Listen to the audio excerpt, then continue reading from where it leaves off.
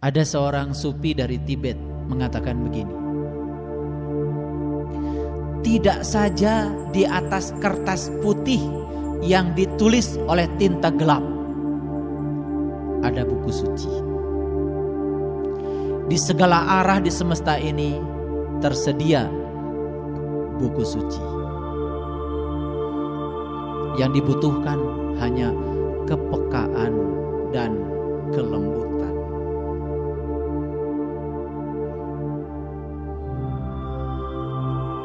Ini seorang sufi dari Tibet mengatakan begitu.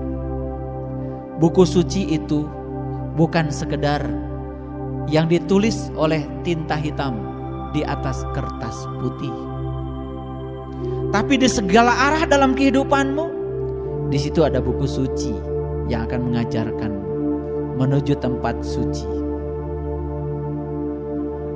Sekarang saya tanya, banyak gak umat di dunia ini yang rindu kepada tempat suci yang ada di dunia ini? Orang Islam rindu ke Mekah, bukan?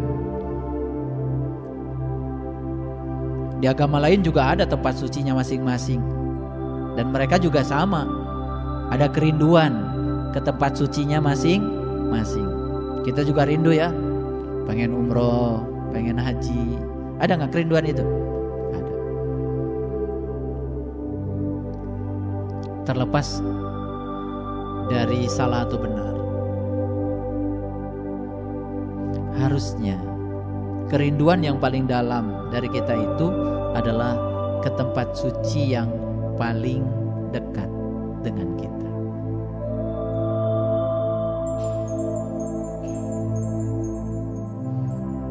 Gitu. Saya tidak menyalahkan kalau Bapak Ibu rindu ke tempat suci yang jauh. Tetapi kan logikanya harusnya kita itu lebih rindu untuk mengunjungi tempat suci yang dekat. Yang dekat murah, tidak usah pakai biaya, tidak perlu naik pesawat, kok nggak dikunjungi. Tempat suci yang jauh harus naik pesawat ya, ongkosnya mahal. Itulah barangkali kita ini sering salah kaprah. Wakulu wasrobu wala tusrifu. Pertama perintahnya apa? Saat kamu masuki masjid, pakailah pakaian yang terindah. Libasu taqwa khairun. Pakaian takwa yang paling indah. Apa tugas berikutnya setelah kita masuk masjid? Perintahnya, wakulu wasrobu wala tusrifu. Logika coba pinter gak? Kalian masuk masjid disuruh makan dan minum. Pinter atau sekali-kali. Jelas ini bukan masjid yang biasa. Walaupun sekarang disediakan makan dan minum di sini, itu bukan perintah. Kan perintahnya tadi, masuk masjid itu luruskan pandanganmu. Yang kedua, undang dia. Lalu ada perintah yang aneh lagi berikutnya.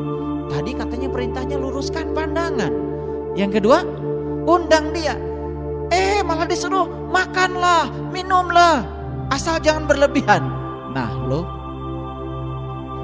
jelas ini bukan soal makan dan minuman yang biasa. Bukan lontong, bukan gehu, bukan. Nah pertanyaannya gini, kalau saya lagi baca ayat ini, subhanallah. Jadi ayat ini memberikan pesan ke saya dulu, sebelum kepada Bapak Ibu sekalian. Pesan yang datang ke saya gini, kalau kamu masuk masjid ciptaanku dengan baju terindah,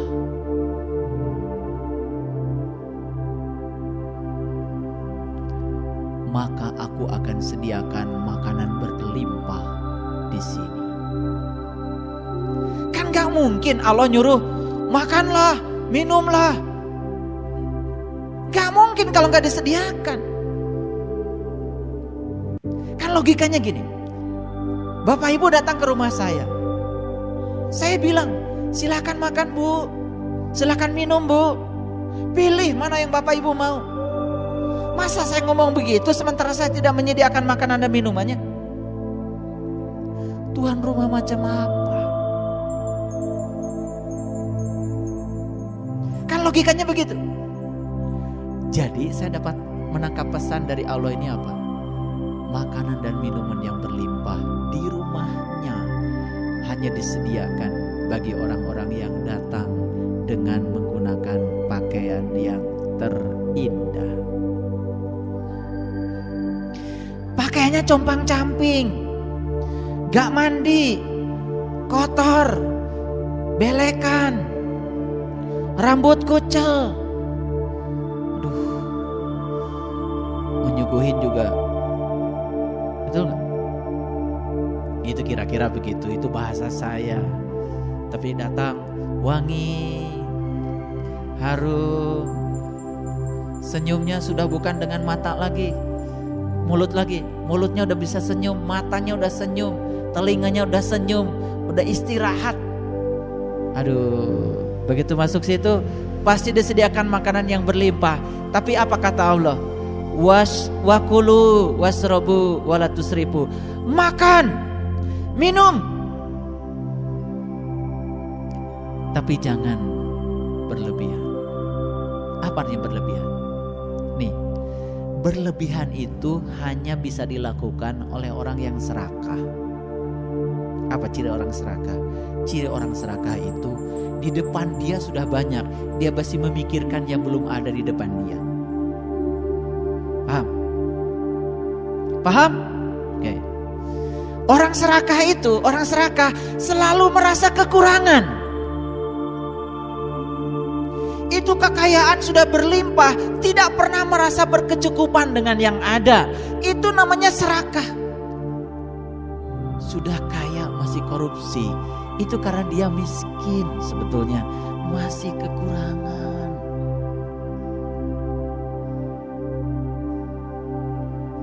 Siapa orang yang kekurangan? Lihat orang yang kekurangan.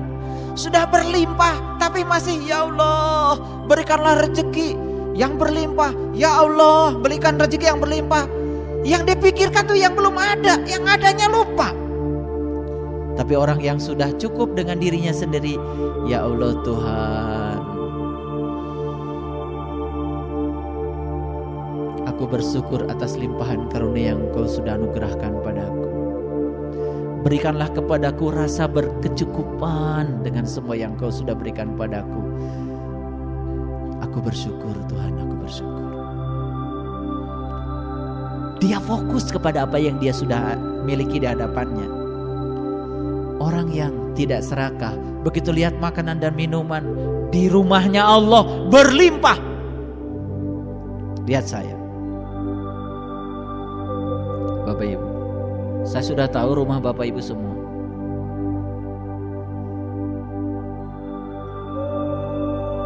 Semewah-mewahnya Bapak Ibu mau nyuguhin tamu, tak akan semewah Allah yang maha kaya menyuguhi tamunya. Semewah-mewahnya kalian menjamu tamu, kata Allah, tak akan semewahku Tuhan yang maha kaya menjamu tamunya. Tamu kehormatannya. Makanya orang yang bertamu di rumahnya Allah kan disebutnya duyufullah, duyufullah, duyufur rahman. Gitu. Baru ke Mekah aja sudah merasa jadi tamu. Baru ke Madinah aja sudah merasa jadi tamu, belum tentu.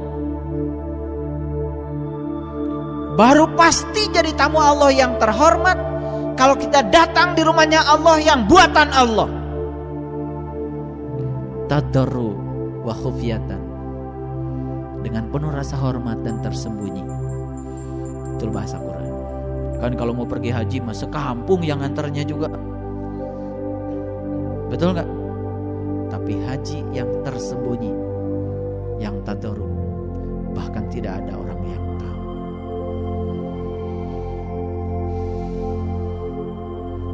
Bahkan habis haji tidak bawa air zam-zam, bawa tirta kelembutan.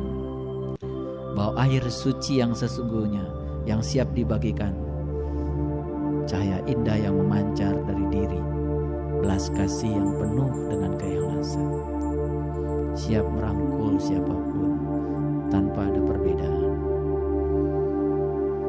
Jadi ketika masuk di rumahnya seseorang, pernah gak Bapak Ibu masuk di rumah seseorang, disuguhi teh manis, puntennya abdi mah taranu kieu, naon atuh kaseneng teh anggur, kira-kira diusir gak? Disuguhi nasi goreng, udah susah-susah nasi goreng, bikin bisanya juga itu. Begitu disuguhi, puntennya abdi nasi goreng sanes nu kieu, hayang ngebalangkeun tah.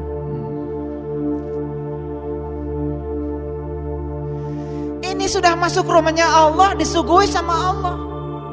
Punten Gusti, sanes nu kieu, hayang nu langkung caang, beka sabaleun sanes Gusti.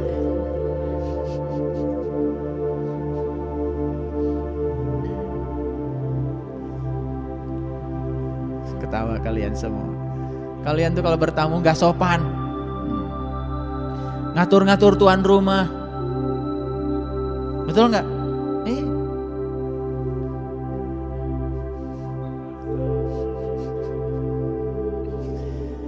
Iya kan kata Allah, aku akan suguhi kamu sesuai dengan derajatmu sendiri. Pakaianmu seperti ini, disuguhinya begini. Pakaianmu begini, disuguhinya begini. Jadi sekarang gak usah nyalakan Allah. Kenapa ya Allah? Saya kok dikasih suguhan kayak gini? Ya sesuai dengan derajatmu. Siapa yang menentukan derajatmu? Kamu sendiri kata Allah. Derajatmu ditentukan oleh kamu sendiri. Derajat dan kualitas hidupmu yang menentukan adalah kamu sendiri. Apa yang kau lakukan saat kau datang di sini, kau akan menyaksikan dirimu sendiri di sini.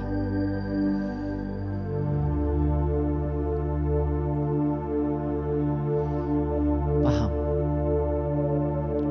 Jadi ketika tangan kanan menyakiti tangan kiri dan tangan kanan bekerja sama untuk menyembuhkan rasa sakit. Hebat gak? Hebat. Kita udah nyakitin orang, pernah gak kita mikirin gimana cara menyembuhkan dia yang kita sudah sakiti? Pernah gak? Enggak. Malah puas ketika orang lain itu jatuh ke lembah yang sangat rendah. Auzubillah. Jigana si eta mah tah leungeun katuhu jeung leungeun kencana tara di ajar babarengan.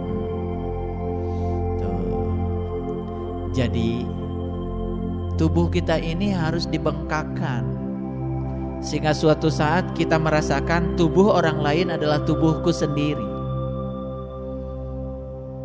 Kebahagiaan orang lain adalah kebahagiaanku, kesedihan orang lain adalah kesedihanku.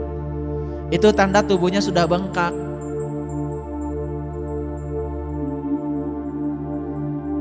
Itu yang disebut dengan tubuh kosmik. Tubuh kita sudah membesar. Bapak Ibu yang dirahmati Allah, di ayat selanjutnya lalu Allah berfirman, innahu la yuhibbul musrifin. Sesungguhnya Allah tidak menyukai orang-orang yang berlebihan. Lagi-lagi bahaya ayat ini. Kok Allah masih tidak suka? Mau punya Allah yang tidak suka tersinggungan.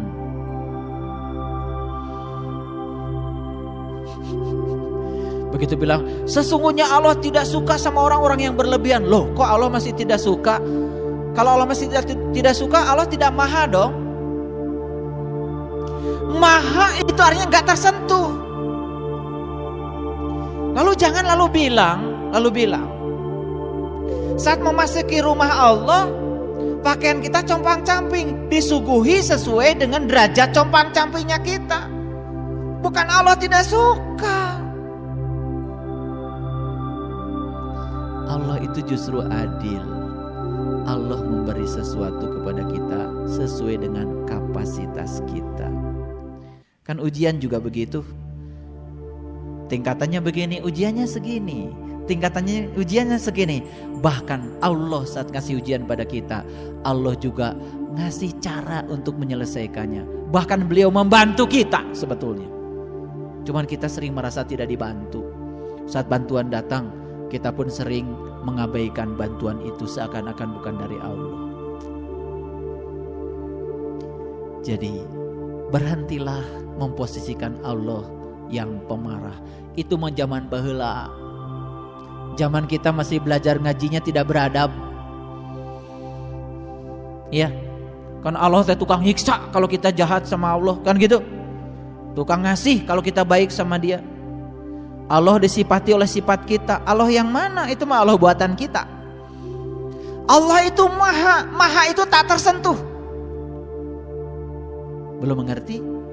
Contoh, Bapak Ibu, bakar paku segede gini sampai panas. Setelah dibakar, lemparkan batu itu ke kolam renang. Dingin gak? Paku yang 10 cm bakar di rumah, bakar di kompor sampai merah. Setelah itu lemparkan ke kolam renang.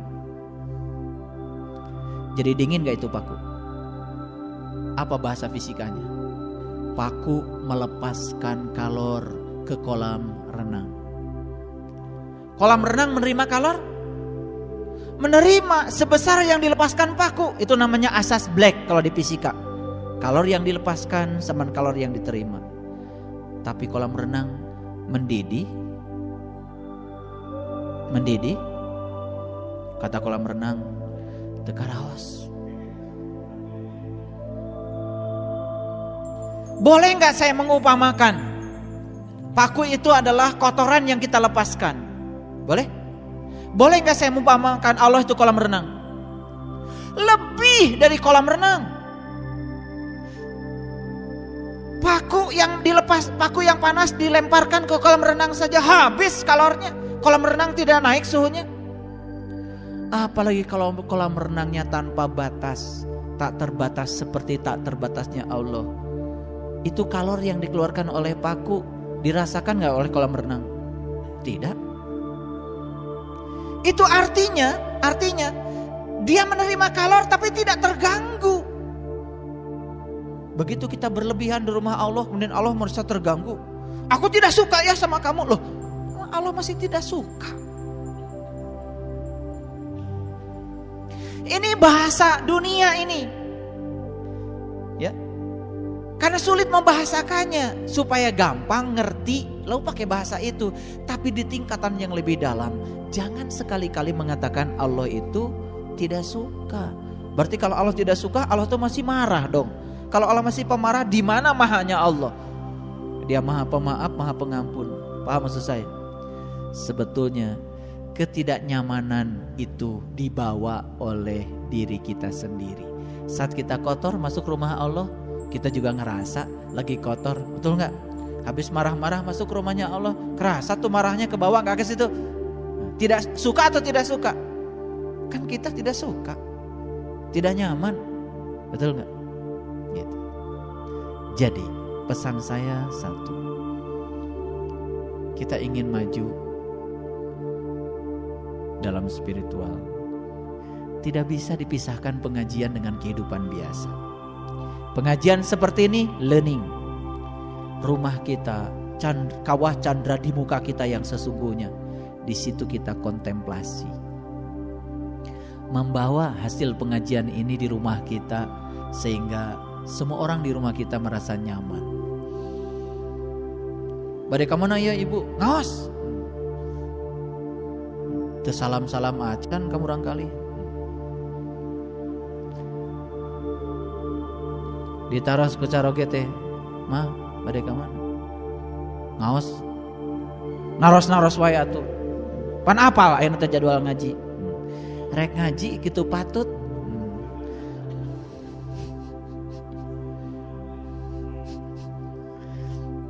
energi apa yang mau kita sebar? Ngerti maksud saya? Saya cuma mengingatkan saja, ngaji kalian yang sesungguhnya adalah di rumah dengan anak-anak.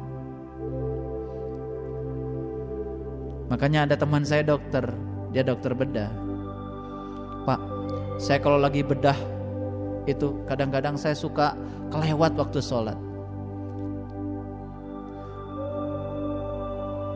Sholatmu adalah saat kamu sedang membedah orang yang perlu pelayanan kamu.